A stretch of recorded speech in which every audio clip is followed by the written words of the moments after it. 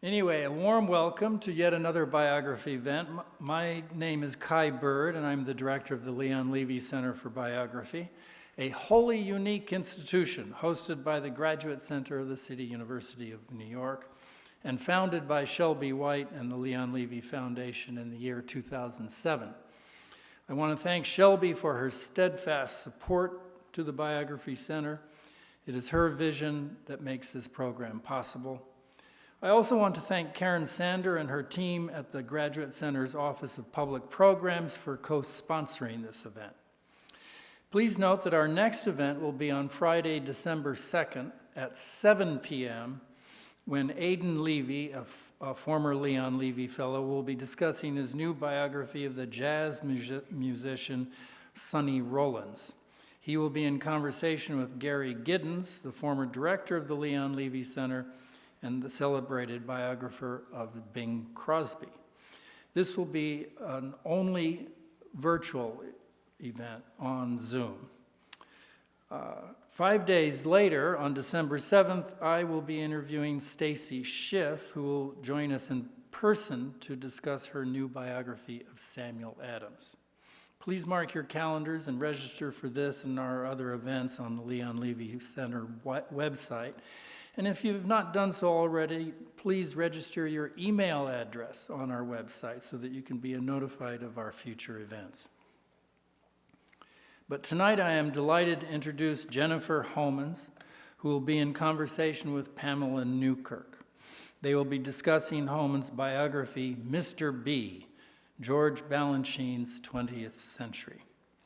Jennifer Homans is the dance critic for The New Yorker. In 2018-2019, she was a Leon Levy Fellow working on Mr. B. In 2010, she published Apollo's Angels, A History of Ballet. Trained in dance at Balanchine's School of American Ballet, she went on to perform professionally with the Chicago Lyric Opera Ballet and the Pacific Northwest Ballet. She later earned her PhD in Modern European History at New York University, where she is a distinguished scholar and founding director of the Center for Ballet and the Arts. Pamela Newkirk is a journalist, professor, and multidisciplinary scholar whose work includes history and journalism. Her latest book, Diversity, Inc., The Failed Promise of a Billion-Dollar Business, will be released this fall. Her previous book, Spectacle, The Astonishing Life of Ota Benga, was completed while she was a Leon Levy Biography Fellow. The book was selected as the best book of 2015 by NPR, the Boston Globe, and the San Francisco Chronicle, an editor's choice by the New York Times, and it won the NAACP Image Award and the Hurston Wright Legacy Award. Please look for all these books online at bookshops.org, a site that will lead you to your local independent bookstore. And for those of you who are actually here in person, please note that books will be sold in the lobby where Jennifer will be available to sign them. Jennifer and Pamela will be in conversation now for about 45 minutes, and then we'll take questions from our audience, both virtual and in person. Please, if you're virtual, please click on the chat box at the bottom of your screen to type in your questions, and Pamela will try to get to as many as she can. Again, thanks to the Leon Levy Foundation for funding this and all our other events. On that note, I now turn the evening over to Pamela Newkirk. Thank you.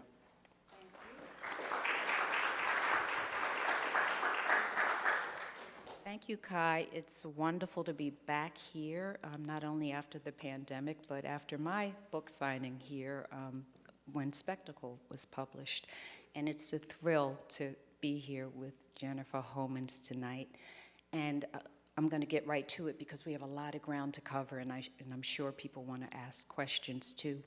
So as a former dancer who also studied at SAB and who studied with Suzette Farrell, you took a class with Balanchine, and you danced professionally with his third wife, you performed his works.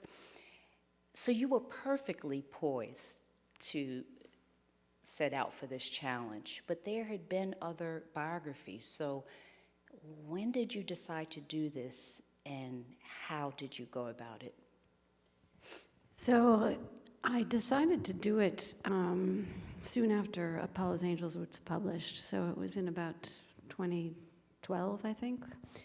And as you say, there are other biographies, but most of them were written either when he was alive, in the case of the Tabor biography, or soon after his death. And it felt like it had been a long time at this point. You know, he died in 1983, and here I was in 2012, and there were archival resources, but there were also still living people. It seemed that there was space for a sort of full-scale biography that considered both the man and the work that he had done and the history that he had lived in. So, I mean, that was my sort of intellectual reason. I think I also had personal reasons, which had to do with, as you said, I danced many of his works, and I had tried for years to sort of put him behind and put dance behind and just say, okay, well, that was one life, and now I'm a historian, and I'm going to live a different life. And okay, I'd gone back and done Apollo's Angels, but I just wasn't sure that I wanted to do another dance book, but I couldn't. The experience had been so powerful that I couldn't really leave it. So I decided I'd better just go plunge in. And lucky for us, you did. So let's talk about the research. It's so meticulously researched. And I believe you spent 10 years working on this. I did. Right. Tell us about the research. Where did you go? What did you find that others hadn't found before? I mean, I started by thinking, I'm going to do mostly archival research. And then I started doing a few interviews and talking, especially to the women that had danced with him who were still living, and there are many, because they were so young when they began. And as I started talking to them, I sort of shifted my strategy, and I figured, well, the archives are always going to be there. These people may not. So I made a long list of people, starting with the oldest people, and I just started to make my way through it. And as I talked to people, I realized that I was really interested not just in what they had to say about Balanchine, but who they were. They were the most interesting, eccentric group of people, and so fascinating. And so I ended up, spending hours with each one and talking about their whole lives. You interviewed about 200 dancers, I right? did, and I went back to several of them, many of them, more than once. And so it became a kind of immersion in their stories and in as I came to see it, their testimony about what had happened. Then I did do also archival research, both in New York, also in Cambridge, Massachusetts, where the Balanchine papers are held at Harvard. Also, in different archives and small collections all over the country, sometimes in attics and basements. You know this. And then across Europe, and I did quite a lot of research in Russia as well, with the help of a very gifted historian and research assistant who helped me by going into the archives for me. And he was so deeply private. So how was it when you first started approaching these dancers? Were people immediately open to you prying? No, and this was in a way the biggest challenge, both in terms of people and in terms of archives, because Balanchine sort of destroyed his past as he went. He didn't really care about the past. He was the opposite of a pack rat. He didn't, even when Lincoln Kirstein met him in 1933, and he was born in 1904, and he had been through a lot by then, he said he doesn't have a single clipping of his ballets. He's just not interested in the past. And he basically erased his past, he right? Erased it, he totally. Always said he was from Georgia, but where was he really from? He was from St. Petersburg. Right. And, there was a whole sort of mythology that got built up that was partly made, partly probably just something he kind of believed. And but that it was also based on the whole idea that dance is now, and he really didn't.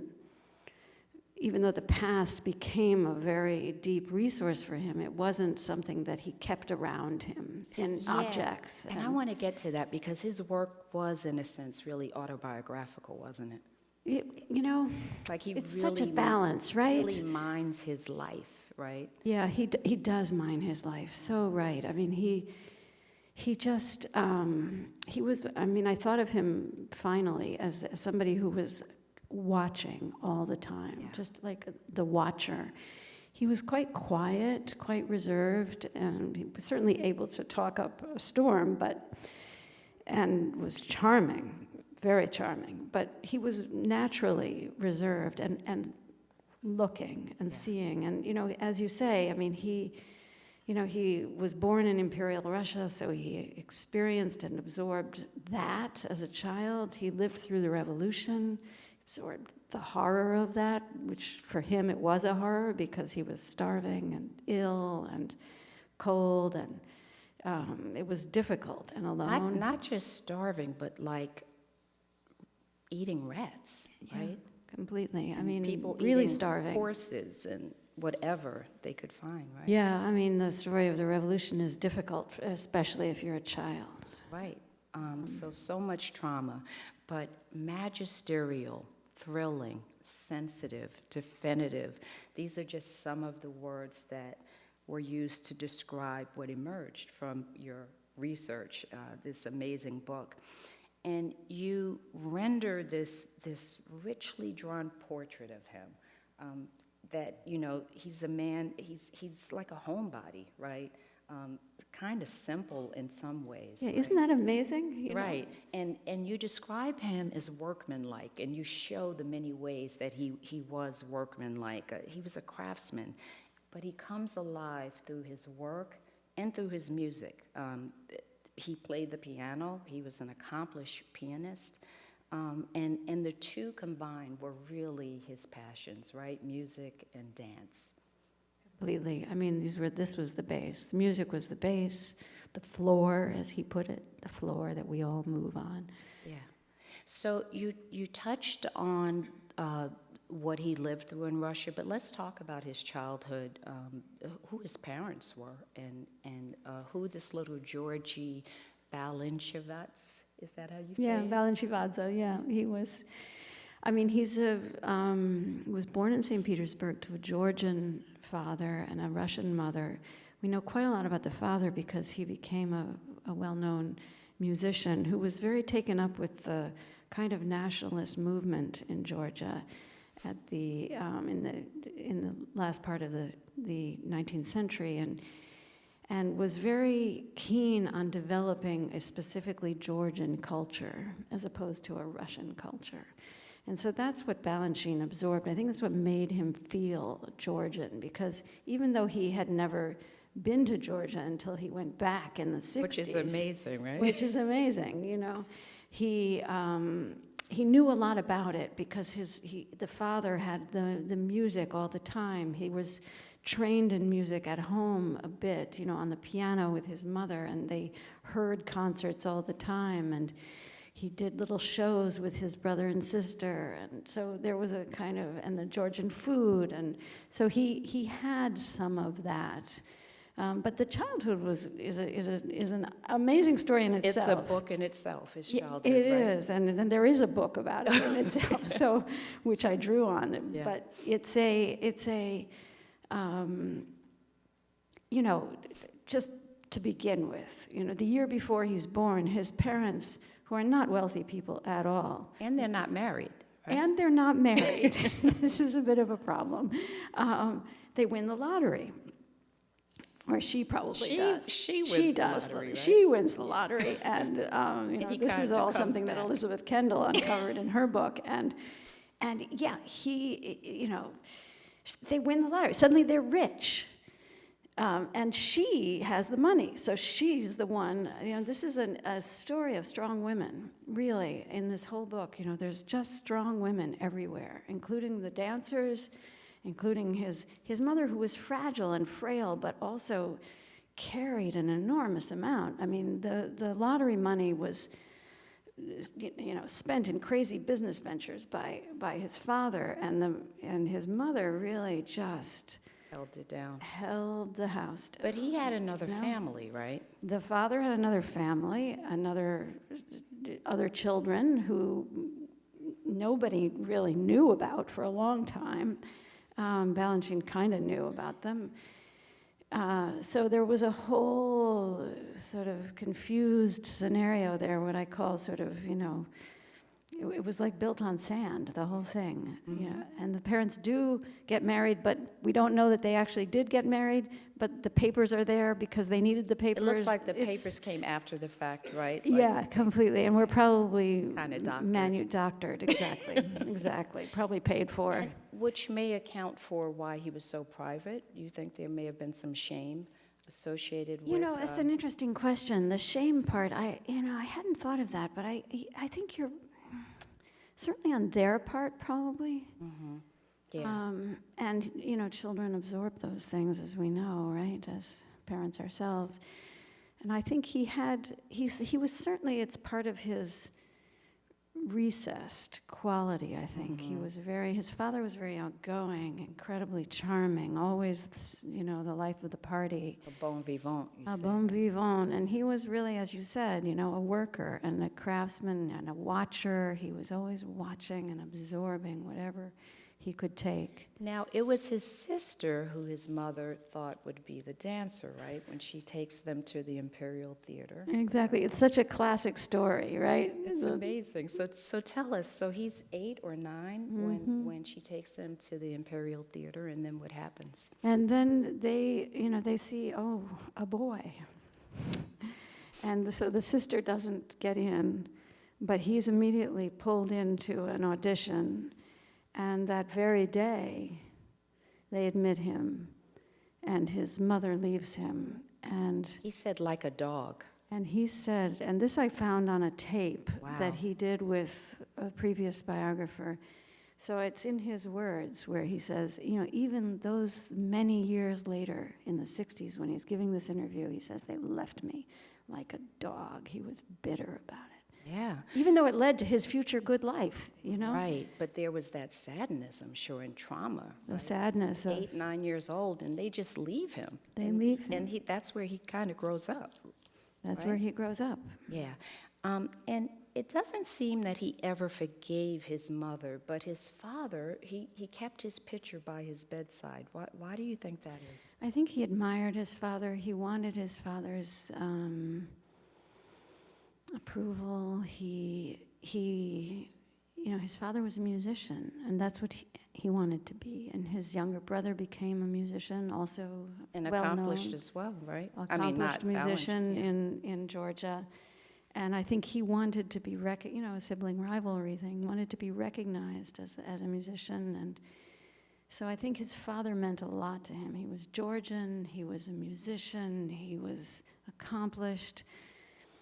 That was a lot. I mean, I think he was very fond of his mother, but he saw her as something soft and distant. Right, so he starts making ballets. He was really young. He was very young, and it's an interesting thing because it really, he grew up in that Imperial Theater School long enough before the Revolution, because he's barely a teenager when the Revolution comes, and so but he absorbs this sort of Petipa legacy, the legacy of the Imperial Ballet, of these big story ballets, Swan Lake, The Sleeping Beauty, of the things we know as Russian ballet. He's got all that. And then when the revolution comes, he's never that taken with it. He's kind of ready to move on. He wants to make ballet progressive, as he puts it. And he's working with these radical artists on the avant-garde of the revolutionary scene. And so, once he's grown up enough past the starvation and the difficulties of the early years of the war and revolution, we shouldn't forget there's a war there too, and a civil war, brutal. So as he's becoming a later teenager, he really starts working in these venues that are outside of the Imperial Theater, even though he's got a job as a dancer there. So there's this tension already developing between the classical and the something very avant-garde. And he's studying music as well, right? He's And studying then piano. he gave himself a good musical education. He basically went over to the conservatory across the street and enrolled himself. And You said he read scores like others read novels. yeah, Music was just so foundational for him, and he was really tied to like the music of Tchaikovsky, but he was really, really enamored with Stravinsky. yeah. What was that based on? That kind of. I mean, I think that's a you know, it's the Russian but new. Here was somebody who was remaking music, you know, sort of Russian and Western combined style that also had influences from jazz and all kinds, you know, as far from Russia to America. And this was the world that interested him and that he became a part of. So he was admiring of Stravinsky from the very beginning, even before he met him in Paris later. Because Stravinsky had by then already left Russia. He did not live through the revolution in Russia. Right. So they were different generations. And he was already famous, right? And he was already famous, and he became a kind of father figure, I think. You know, somebody who really, people told me over and over again, there was no one Balanchine admired as much as Stravinsky. He was in awe. Yeah, you said he saw him as a god. I'm quoting you. He bowed, doted, and acquiesced. Yeah. And that's not something that seemed. He didn't acquiesce to many other people. Right. You know, he thought he knew, and he did most of the time, about his own work. Yeah. But with Stravinsky and the times they worked together, he would listen and change things. Yeah, I mean, Stravinsky weighed in on his choreography, right? Stravinsky weighed in on the choreography. Yeah, and they would argue, you know. In Russian. I love that. Yeah. So he leaves Russia at age 20. Talk a little bit about the circumstances of him leaving and what happened in the early years. I mean, you know, his early life is so packed. It's hard to even. Oh my it's God, like so much. It's so much. I mean, by then By the he's time already 20, married. he's accomplished, right? He's accomplished. He's known. He's started a small company in Russia called the Young Ballet, which is doing very radical work, not at all in a classical idiom, much more acrobatic, twisted, contorted, almost nude in costume, you know, but this is all stuff that's going on the Russian scene at the time, or the emerging Soviet scene. And so he gets married to a young woman, a dancer also, who's working with him, the first of his 5 marriages, all to dancers that he worked with and was inspired by. So, you know, by the time he leaves, I think he's seeing, Lenin is coming to power, and he's seeing that, you know, things are pretty difficult. Yeah. It's not just the food, and, you know, we're in the NEP period, the new economic policy, where there's a bit more movement in the economy, so it's they're playing, you know, bars and night venues and things like that. But they're barely getting by, and there's a sense of foreboding, and one of their close colleagues disappears and is found drowned, and this is there's a sort of growing suspicion. They all thought she was drowned. It was never proved, but killed by the state. Mm-hmm. There was a sense that this is not a good situation, and so they find a way to go to Europe. That's an understatement. That's an understatement, right? There's a way to get to Europe for the summer. And they sign on. You know, we don't really know whether they ever thought they would come back, but this contract is an interesting thing because it keeps being remade. You know, there's a small group of them who go, and they keep remaking the contract. You know, we must stick together, we must stay together, and none of them return. Or maybe, no, I don't think any of them do. And so they're stateless. Right. They arrive in Germany, and they go from being well-known performers with at least that kind of recognition and stability, right, to being completely stateless in exile and with no money. So they're bouncing Nothing to between do. Berlin and Paris and... Yeah, and then finally Balanchine gets a job with Diaghilev, who had already been there. I mean, the Diaghilev era has already had a whole chapter, and so Balanchine sort of walks into it in the 20s, and it had started in the in early 1909, 1910.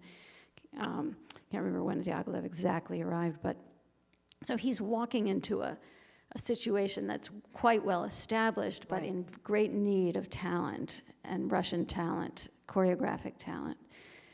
And he starts working with, the European avant-garde. He's working with Matisse and Unbelievable. Picasso and Dali Derain and Dali and Ravel and wardrobes by Stravinsky. Coco Chanel. Yeah, Coco Chanel. I mean, this is just, he's in Paris in the 20s, and he's watching and absorbing Yeah. and doing and making dances at a fast rate. So he was 24 when in 1928 he Yeah. does Apollo, is it Apollo Mussagit? Yeah, Apollon Musagit, yeah. With Stravinsky.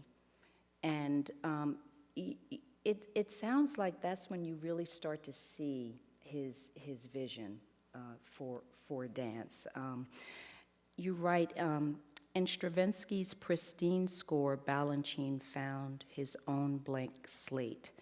And what was so unusual about Apollo Mussagit? I mean, I think what was going on was that he had been trying out a lot of stuff.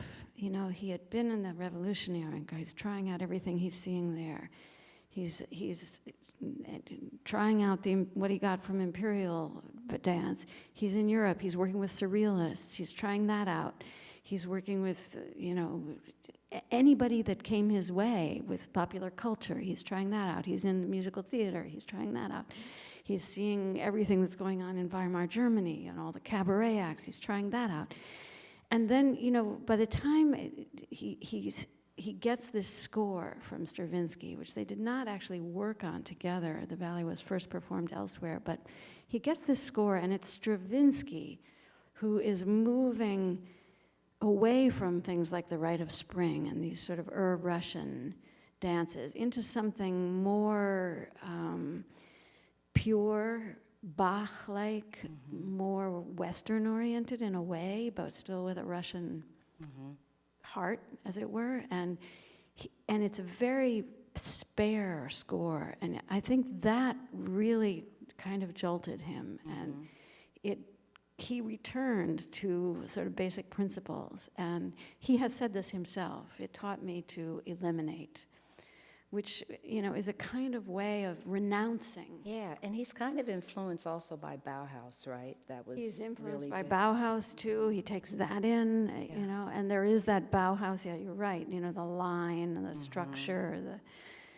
so it's not that he's turning away from everything, but Right. he's looking for something pure and linear. Yeah, and he's curating as he goes, right? He's taking what he can use. He's and taking what seems to fit with this what he likes, music. as he What always I says. like. And Don't it's you what love that? I What love that. I What like. I like, and the certainty of knowing what I like is what we all came to like, right? Yeah, exactly. That he's Yeah. going to show us why we should like it. So flash forward between the mid-30s and the mid-40s, he's now working on Broadway and in Hollywood. What a turn. Yeah, I mean, think of the worlds that this man has been through already, right? Right. Extraordinary. So he has the house in Beverly Hills, he has the beautiful wife, he has all of these material things, but he doesn't sound that happy during those years. No, What was those were going on? very difficult years. I mean, he married a Vera Zorina, a Hollywood star and Broadway star, and Well, he helped make her a he star. helped make her a star for sure.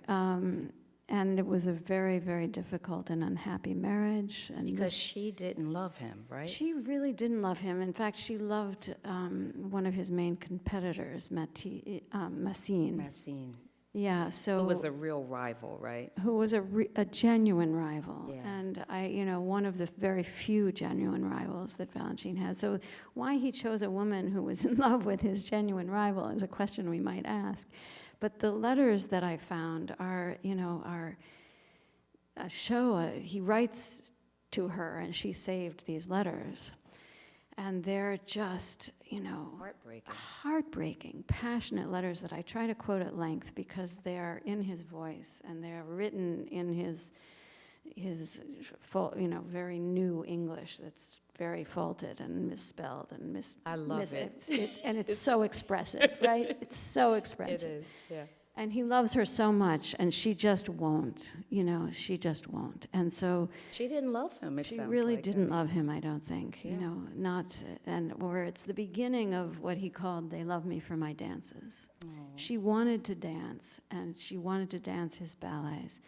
And, But he wanted her as a woman. And she wasn't a great dancer. And she wasn't a great dancer. So he gave her a lot, but he also then turned it on her when she was not, when the things got difficult, he would say, I know what it is, the eternal dances, the eternal dance. You don't have it. You don't have it. You're a spectacle dancer. You dance spectacle. This is the eternal dance. Yeah. So now in 1941, he does Concerto Barocco. Mm-hmm. And you say that it was heavily influenced by Black American dance and musical forms, and that it's his most eternal work. Why? So it's eternal in the sense that he used it. I mean, he was really devoted to Bach. And he didn't use his music very much, which is a little surprising, in choreographically. But he did use it then. And Concerto Barocco is just, for anybody who's seen it, it's almost it has an almost religious feel to it at times, and yet it's also full of these, jazzy movements and the way that the hips are thrusting and the syncopation, and he's playing off of Bach with an almost jazz age. And, this was a moment when people were trying to sort of what they called swing classical music, working on jazz forms. And that was something that interested him deeply.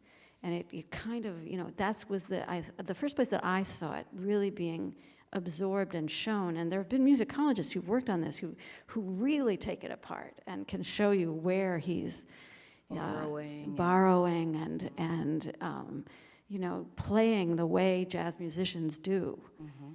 And he worked with Josephine Baker, of all people. He was. And I love the way he met her. Tell us about that. Yeah, he met her actually in Paris. Right. He met her in Paris. He did work with her in New York a little bit. And, he was a great admirer of hers. He thought she was extraordinary, and she was extraordinary. Extraordinary, yeah. She was extraordinary, and she was doing, new and interesting things, even when her work was also very exoticized and but very daring. And, he tells this story, one of the stories that he loves to tell, where she invites him to lunch, and he goes out to meet her and at her home. And she appears at the door dressed in nothing and covered in flour. So so many others have told that story, so it must be just how she greeted people. Yeah, exactly. I mean, I think she was a theatrical creature, and he loved that. And she had that body. Maybe if I had that body, I don't know. Yeah, Who exactly. knows?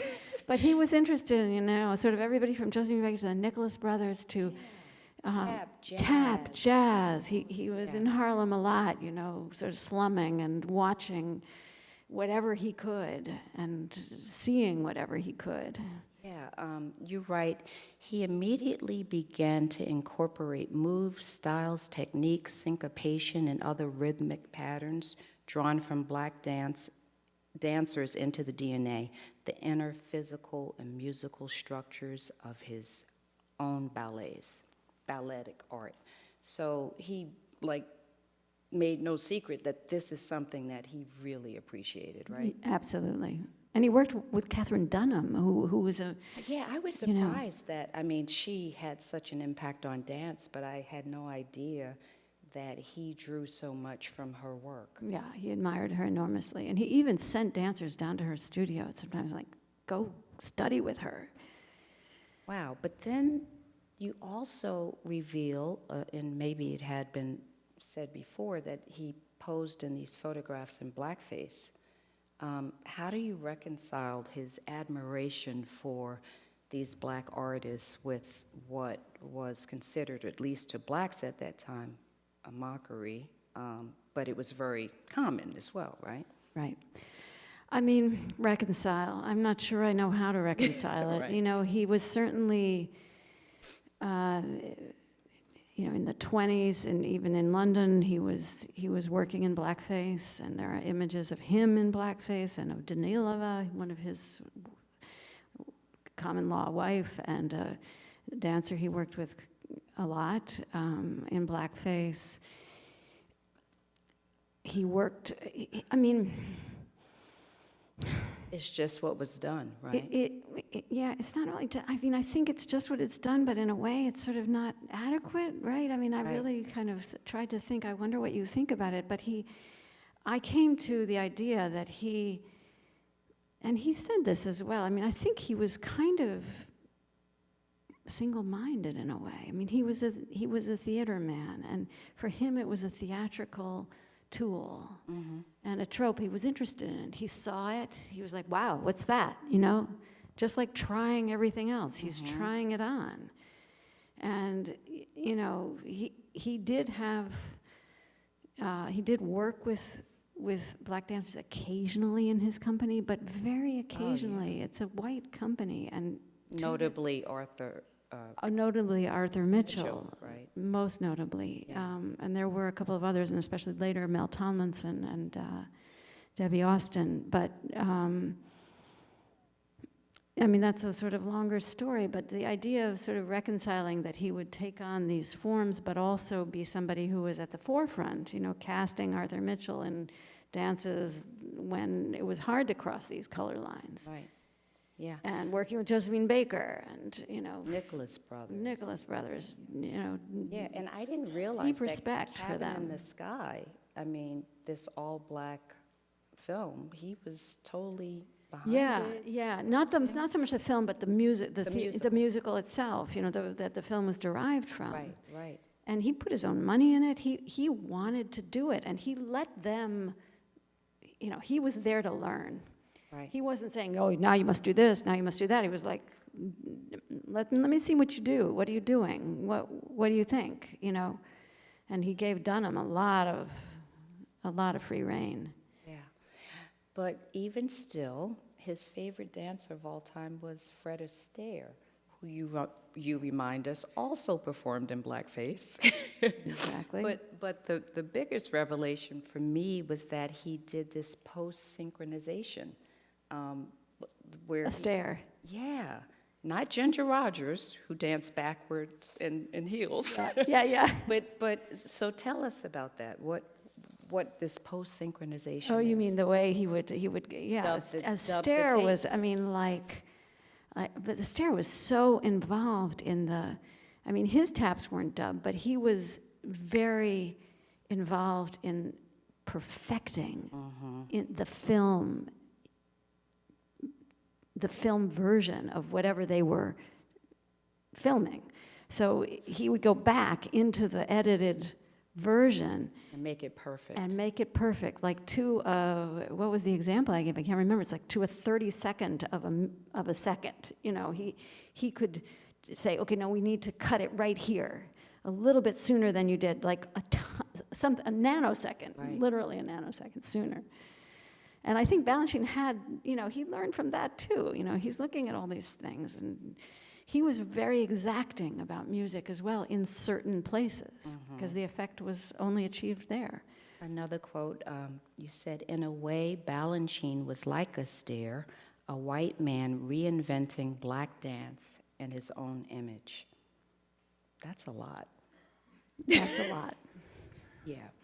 And then you describe Agon, am I saying it correctly? Agon, yep. Which premiered in 1957 as revolutionary in the work where Balanchine becomes Balanchine. What happened there that you think marked that moment when you really see it all come together. Yeah.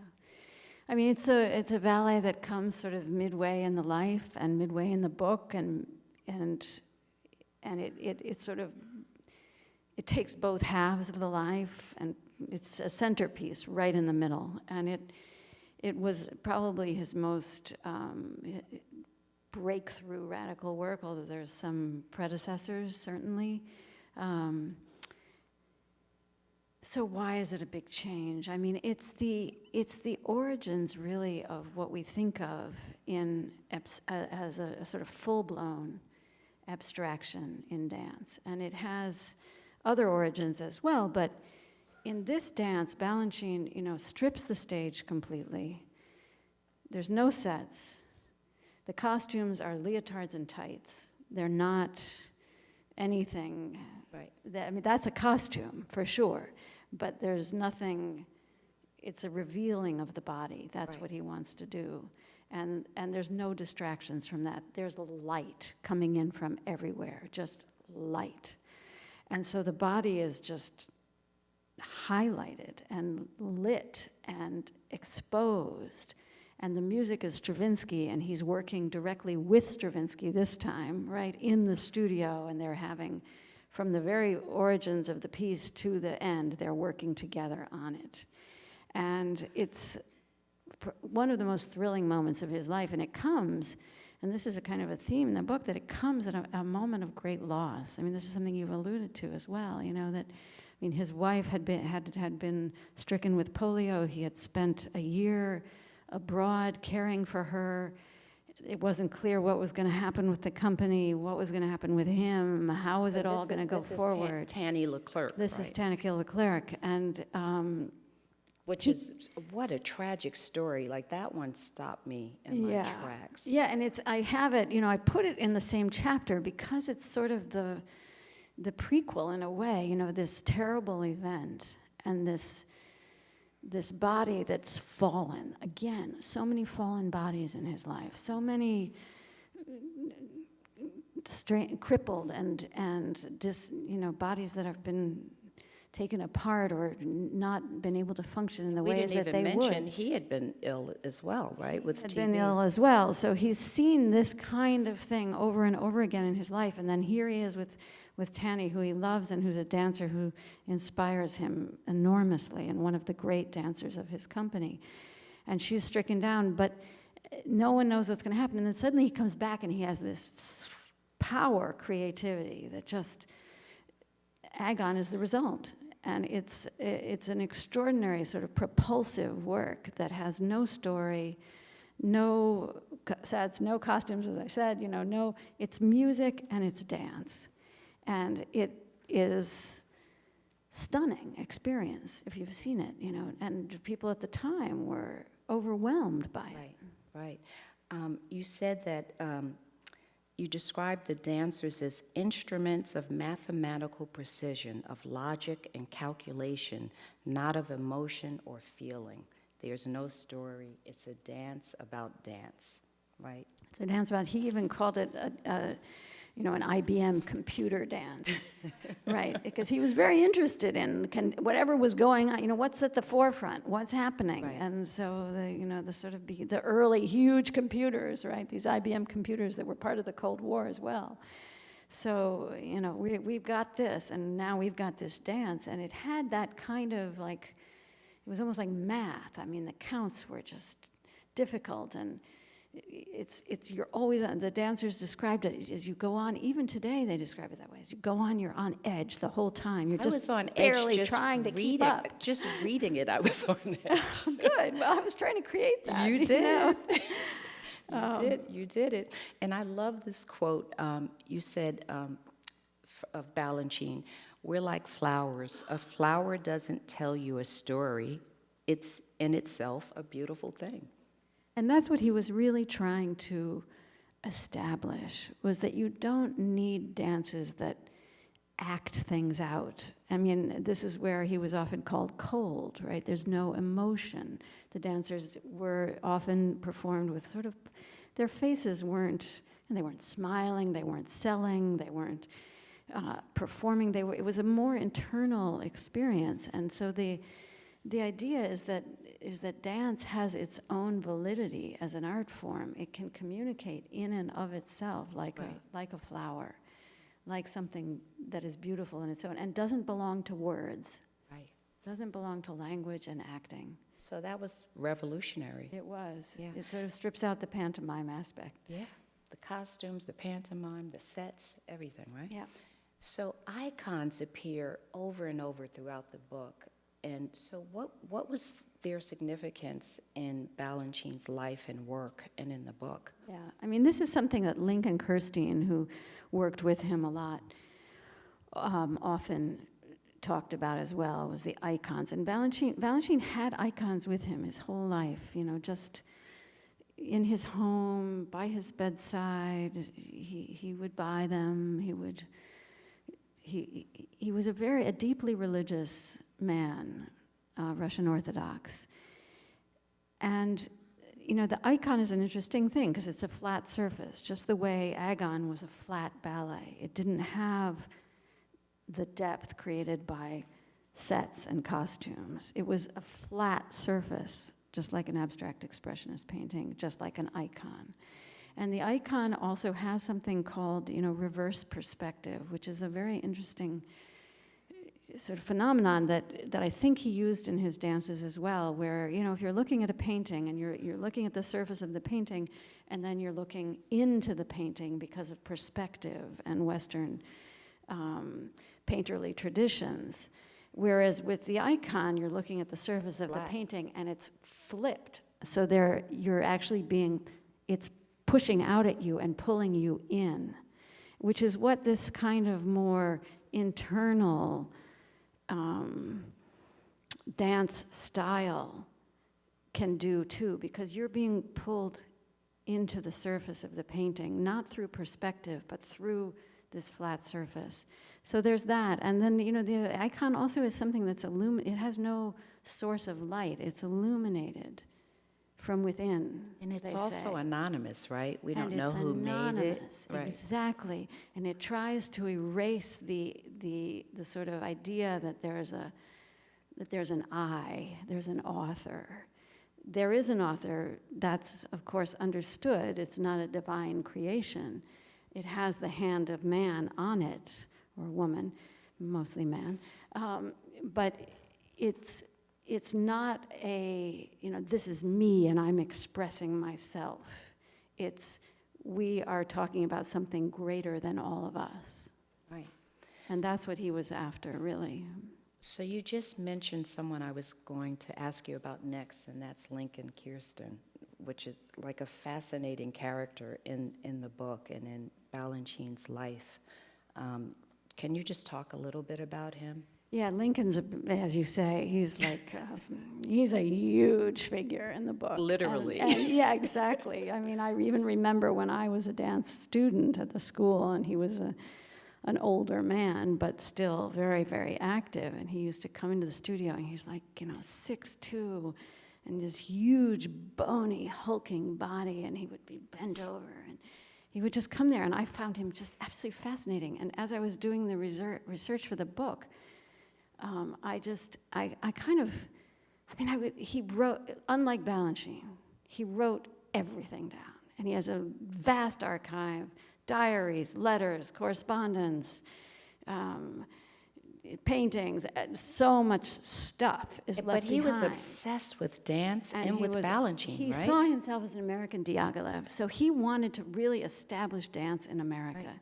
And Balanchine was his man. Right. And, he stuck, is what Balanchine had so many people coming in and out of his life. But Kirstein, from 1933, when they first met, he was there like a rock. He did not leave. They weren't close friends, although they were close. Right. It's a different kind of closeness. Yeah. Yeah, and it seemed like he didn't really feel that Balanchine needed him, but he was so instrumental in helping him build that company and that school. Yeah, I felt he was, for sure. I mean, he had that sort of, he was bipolar. He was a troubled and complicated person and very uncomfortable and even in his body, and he was just riveted by dance and by the human figure, and I think he felt that the human figure was disappearing from art and he wanted it to stay. You know, he was going to make it live on the stage and they were going to do that together. And so he was both frustrated because Balanchine sort of didn't give him an artistic role that he might have imagined he would have taken, right, you know, in terms of design but he was always there, and he helped a lot, as you say, both emotionally. Raising money, writing checks of his own. He knew everyone, exactly. Right? He put his own money in a big way. He had been, you know, he was a Harvard guy, even though he was Jewish from a sort of Boston emigre family, German immigrants, and his father had made good by becoming one of the co-founders of Filene's department store. So there was money in the family, and then there were these Harvard connections that, you know, it was the New York world of the post-war period, and these connections mattered a lot. Yeah. So he had Rockefeller on the line at a moment's notice, and he saved the company more times. Many times, right? Many times. I mean, there were so many starts and failures, starts and bankruptcies, crises, near failures. You know, every year was another deficit, another problem, another half-filled house. It was not the sort of glorious New York City Ballet for a very long time. I don't know how much time we have left, but I have so many more questions for her, but I want to make sure that the audience also gets to ask questions. How are we doing that? We have time for more interview, but I just want to get one quick question in from Zoom for the record. Okay, because I saw you there, and it's like, am I out of time? What was his relationship to the American avant-garde, like Merce Cunningham? I know he was very attentive to all the new things. What did he feel about the dance Merce Cunningham was doing in the 50s and so forth? So he, you know, Cunningham did do a couple of pieces at City Ballet, and some of the dancers, especially Tanneke Leclerc, were quite taken with Merce and involved with some of his work. I think that was mainly Lincoln, who was interested in introducing different voices. And you're right, it's a kind of paradox, because he was interested in the new, but once he got to America and once he had the New York City Ballet in the late 40s established, he pretty well had enough inside him, I think he felt, to go for the rest of his life. And he was not he did not actively seek, you know, relationships with these people, although he did encounter them, of course. And I think he took from them without attribution. He didn't give attribution to anybody. He just took what he absorbed. He took. You can see it in some of the linearity. You can see cross-pollination with Martha Graham. You can see that he was influenced by, you know, he was a very big admirer of Paul Taylor. He used Taylor in some of his dances and wanted Taylor to join the company and for a while. work closely with Jerome Robbins. And then worked, and of course invited Jerome Robbins to be co-director of the company and co-artistic director, and was very admiring of Robbins' work as well. So there were people that he was definitely influenced by, but these were not close relationships, I would say, in any kind of personal way. I think they were all going on inside him. So we cannot end this conversation without talking about some of the juicy stuff in this book. So we've touched on the fact he had 4 or 5 wives, but who's counting? The 5th was common law, right? No, the 2nd was common law. Then the 5th was Tanneke. Okay, so, and then he wanted to marry Suzette Farrell. He wanted to marry Suzanne Farrell. But she spurned him and married a fellow dancer, which caused a real break in their relationship for quite some time. So you don't see these women as victims. You make it very clear you don't see any of these women that he was decades older than, and they were dancers in his company, and he pursued them, right? And you're right, they did not complain, not then, not later. They weren't looking for consistency or high moral character. They didn't expect the man to live up to his art. And you continue, the question didn't arrive in part because they, at least the ones who lasted, were ruthless too. Wow. So we're in this Me Too moment. Would he have survived this moment?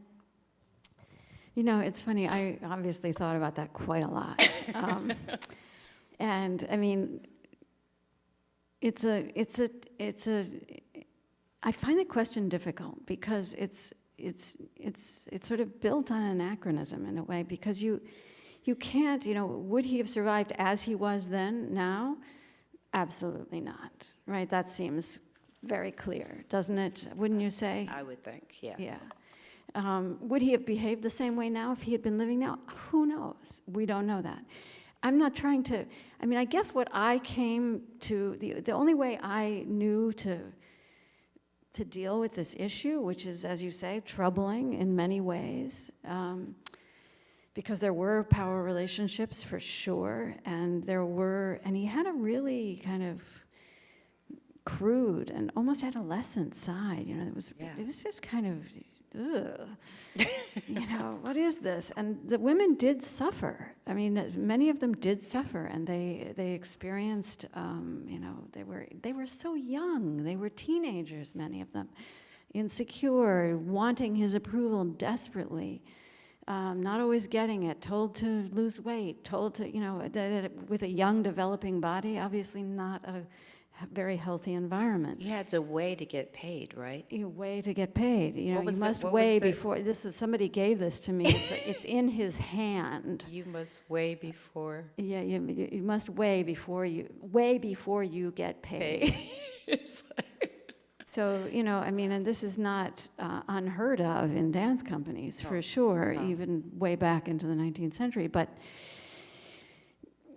yeah, big problem. And as you said, as we were talking about in the beginning, I talked to so many of the women who had been in the situation with him, and I was amazed that over and over again, as a chorus, even the ones who had suffered, and I tried to push them on this, So how do you feel about this, even now? And there are some that are not happy, to be sure, but the vast majority would say, it was still one of the greatest moments of my life, this experience, because we were part of something bigger than us. And that just, there was you can call it cultish, and it was in parts, but it was also something spiritual that was giving them, and something that was giving these women who were often, especially in the early years, kind of looking for some kind of a home or a place or a father, or broken homes, right? many were from broken homes, especially in those early years. Mm-hmm. Immigrant families, more than you would think, were fatherless, or the father had left. So there's sort of all of that, and the only way I could arrive at a sort of modus vivendi almost was to say what they said, and to use the book as a way of giving testimony for them. Even if they were internalizing a really toxic Right. kind of paradigm, right? Where this man with all this power, the most powerful man in the dance world, and in some cases you showed where the mothers are kind of pushing them to be with him, right? For sure. There's a Talk lot of about people stage involved in this. mothers. Talk about like- stage mothers, yeah. And they're pushing themselves, to be with it. And as you say, you could go, sort of Stockholm Syndrome, this is people who have been, but I felt I had to listen to them as well. I couldn't I didn't want to moralize. I wanted to present it almost in cold blood, just like on the page. This is what happened. This is what they say. This is the evidence we have. And just lay it out, and people now and later can do with it, make of it what they will. This is what happened. Right. No, As far as we can know. You leave it all there on the page. It's not like you shy away from it. No. Yeah. But I struggled with that. Yeah, I did too. I mean, and as you know, I'm the mother of a dancer, so I was like, oh, I'm glad my daughter didn't go to SAP. Yeah, and I struggled with it personally. Like, was I part of that? And I had friends, some of them are here tonight, were we part of that? Was that? And we also thought we were feminists, and they did too in some ways. I mean, it's a difficult issue to sort of make sense of, and the only way I could do it was just to be the sort of, okay, I'm not gonna, as you say, I'm not gonna shy away from any of it. I'm gonna like put it out there and just, be the historian. Yeah. There was also, it didn't come up earlier, he was fired from the Met in 1938 over some kind of scandal. What was happening there? What was happening there was that, his dances, even early on, and we talked about it a little bit in the Russian context, in the early years in St. Petersburg or Petrograd or Leningrad, whatever they were calling it at any particular moment. His dances were very erotic, often, and it was explicit in some ways, quite daring for the time, as they say, and he was doing some dances like that at the Met. And he was also doing things that were it wasn't the usual opera ballet, and they wanted an opera ballet. And he, for example, once he mounted, he had, in Orpheus, he had the dancers on the stage and the singers in the pit. It didn't go over so well. And then the stuff that was going on stage, there was barbed wire and all this crazy stuff from Chelychev, and it just wasn't the Met at that time. And so there was conflict, and the board wanted him to change things, and he refused. And Eddie Warburg, to his credit, stood up for him. He threw in the money himself and said, okay, we're going to do this anyway. And, So I think it's time to open it up to the audience, because I have like a zillion more questions, but I have to take you out for dinner. So do we have any questions from the audience? Thad, what do they do? Go to the mic? Oh, one question. Sorry. Do they need to go to the mic? Yeah. It's a race to the mic. Yeah. Hello. Thank you for this. It's been wonderful. I'm curious what you think about the current state of the company and if you feel they're appropriately honoring Mr. B. So that's the one question I'm not going to answer. So we might want to line one other one up. And I'm going to tell you why I'm not going to answer it. Because I wrote a book that's about Balanchine's life, and it ends in 1983 with his death. And what happened after that, and the state of his dances now, is like there could be another book. There should be another book. And it's such a big topic, and it needs, a years-long explanation. And it's also something that you're asking me now to be a critic, and I'm a critic too when I'm writing, but I'm really careful about people who are still working and still alive, and I want to be respectful of them and say what I need to say in the precise words and language that it's just better for me to do it in writing, because I can be more accurate than I can in words. So I hope you won't think I'm just betraying the question. I dodged that bullet.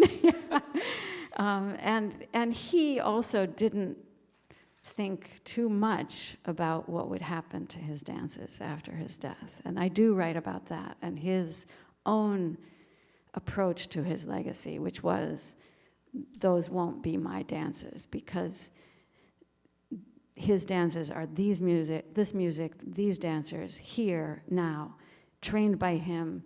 He said, if I leave for 2 months, it's gone. So what will it be in 5 years, 10 years? And it's just a different thing. So few of the dances are even saved, right? And, you know, of 400-something dances, right, I think there's 70 or 80 in circulation now. There were around 90 at his death. Which is so sad. It is. Can we take one more question? I think that will let us. Yeah. Thank you. Thank you so much. I'll try and make it quick. Thank you for this book. I just wanted to ask about something we haven't talked about very much today, which is one of the things that I really love about your writing, which is how you write about dance. And as you say, so much of what Balanchine did was sort of without words or beyond words, or, you know, it's not verbal. But you managed to somehow describe the dance, both sort of talk about it, but also what it feels like to watch it, and almost even sometimes what it feels like to do it. And so I would really love to hear you talk about the process of just writing about dance. Thank you. I just want to say the person asking the question is Sandra Bronfman, who was a wonderful dancer and is now a historian. So this is something that is very central to, you know, what I was trying to do in the book as well. You know, it's, and you've brought out we've talked about many of the dances. And I mean, I guess, you know, not to take too much time because I know we're running out of time, but, you know, I tried to tell the story of the dances.